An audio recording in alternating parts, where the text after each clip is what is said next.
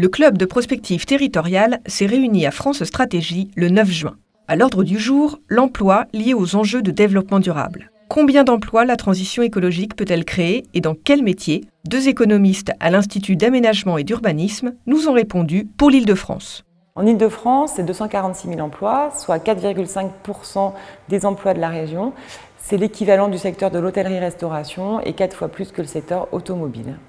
Ces emplois sont occupés par des professionnels qu'on dit verts ou verdissants. Les verts sont des professionnels qui ont des compétences dédiées à l'environnement, c'est l'ouvrier du tri des déchets et l'ingénieur en énergie. Les verdissants sont ceux qui voient leurs compétences verdir du fait des nouvelles normes environnementales. C'est le plombier pour l'installation des pompes à chaleur ou bien l'agriculteur qui passe au bio.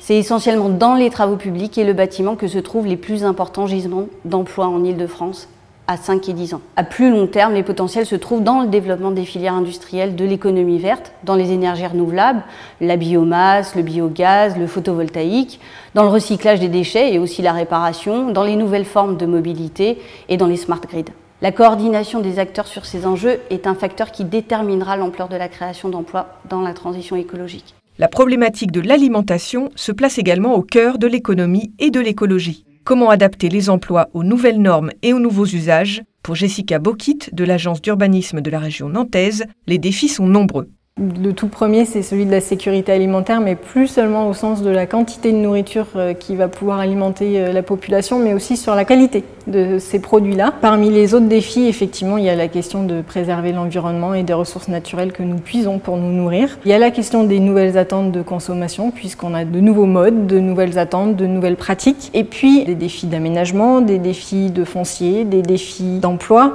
mais aussi des défis d'accueil d'entreprises et de flux entre ces entreprises-là pour qu'elles soient le plus efficaces possible et les plus performantes possibles. Dans cette logique de développement durable, comment accompagner les entreprises vers plus de responsabilités sociétales en matière d'emploi? France Stratégie y travaille depuis plusieurs mois. À France Stratégie, nous travaillons avec la plateforme RSE, la plateforme pour la responsabilité sociétale des entreprises, sur le modèle français et européen d'entreprise responsable que nous voulons promouvoir. Cela veut dire que l'entreprise doit se poser des questions sur ses relations avec toutes ses parties prenantes, ses actionnaires, ses clients, ses salariés bien sûr, mais aussi ses riverains, les communautés locales des territoires sur lesquels elle travaille. Et pour mener ce travail-là, la plateforme a décidé de constituer un groupe de travail sur les initiatives territoriales qui va travailler sur la définition de l'ancrage territorial de l'entreprise, des relations avec l'entreprise et son territoire, mais aussi sur les questions des politiques publiques qu'il faut mener dans les territoires pour développer la RSE.